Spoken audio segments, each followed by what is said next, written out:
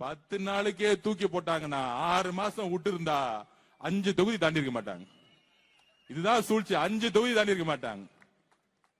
5 தொகுதி திமுக தாண்டி இருக்கு. இந்த சூழ்ச்சிக்கு தான் தலைவரை எந்த பிரச்சாரத்துக்கு வெளியே உள்ள இந்த சூழ்ச்சி எல்லாம் செஞ்சுட்டு விஜய் அவர்களை வீட்டை விட்டு வெளியே வா. இந்த போலி பிரச்சாரம் நோட்டிபிகேஷன் வந்து வெளியே வந்தாருல, தூத்துக்குடி மீட்டிங் பாத்தீங்கல்ல, 10 லட்சம் பேர் ரோட்ல நின்னாங்கல்ல, அங்க மாறியது அரசியல் சூழ்நிலை.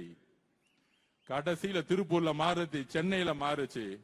நான் அப்பயே சொன்னேன், பெரம்பூர்ல தலைவர் நாமினேஷன் பண்ணி முடிச்ச உடனே வண்டிய குளத்தூர் விடுன்னு சொன்னாரு. குளத்தூர்ல 1 லட்சம் பேர் நின்றுட்டு இருந்தாங்க. அப்பயே சொன்னோம்.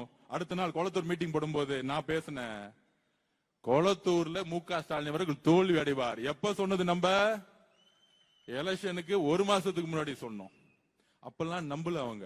ஏதோ சின்ன பசங்க பேசிட்டு இருக்காங்க. எங்க அப்பா யார் தெரியுமா? மு.க. ஸ்டாலின் அவர்கள். திரு உதயநிதி வெள்ளிவாக்க வந்து என்னோட வெற்றியோட ஆதவர்ஜனாவுடைய தோல்விதான் எனக்கு முக்கியம். இன்னும் ஒரு அரசியல் பாத்தீங்களா? அவரோட வெற்றியோட என்னோட தோல்விதான் பைக்கும். அந்த பயம் இருந்தா போதும். திரு மு.க. ஸ்டாலினுடைய வாரிசு அவர்களே. ஆனா நான் இங்கேயும் வேலை பார்த்துட்டு நம்ம தலைவர் பிரச்சார பிறகு குளத்தூர்ல ஸ்கெட்ச் போட்டு அவர் பிள்ளைக்கும் தெரியல, மு.க. ஸ்டாலின் அவர்களுக்கும் தெரியல. நீங்க என்ன தோக்கடிக்க வேலை பண்ணீங்க? எங்க தலைவர் உங்க குளத்தூர்லயே செக் வச்சார். சட்டசபையில நம்ம அமைதியா உட்கார்ந்துட்டு இருக்கோம். ஆதரவு இருக்கு, ஆதரவு இல்ல சொல்லிட்டு அமைதியா போயிருக்க வேண்டியதானே? உங்களை கடுமையாக நாங்க எதிர்க்கிறோம் எப்பயும் போல பொய்யா சொல்லிட்டு கிளம்ப வேண்டியதானே? நமக்கு எலெக்ஷனை பத்தி கிளாஸ் எடுக்கிறாரா முன்னாடி உட்கார்ந்துகிட்டு? யாரு?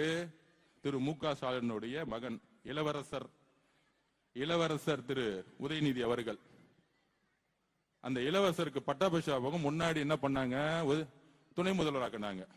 இப்ப எதிர்கட்சி தலைவர் ஆக்கிட்டாங்க. நமக்கு ரொம்ப நல்லது. நான் வேற நினைச்சேன் யாராவது சீனியர் எல்லாம் போடுவாங்க, யாராவது ஒரு நல்ல நல்ல அண்ணங்கள்லாம் சீனியர் நிறைய பேர் இருக்காங்க அங்க, நம்ம தங்கம் தென்னரசன் மாதிரி அந்த மாதிரி அனுபவசாலிகள் எல்லாம் போட்டு நம்மள உண்டு இல்லைன்னு கொஸ்டின் கேட்க போறாங்க. சரி நம்மளும் ரெடி ஆயிடும் நினைச்சேன். இந்த குடும்பம் என்னைக்கும் திருந்தவே திருந்தாது.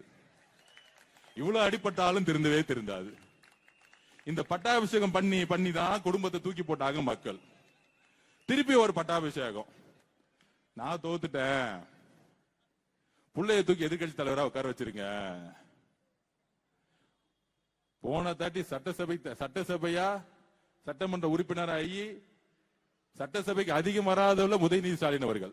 ஆச்சி மசாலா. எந்த சமையலும் ருசி தேடும் ரகசியம். 20 ரூபாய்.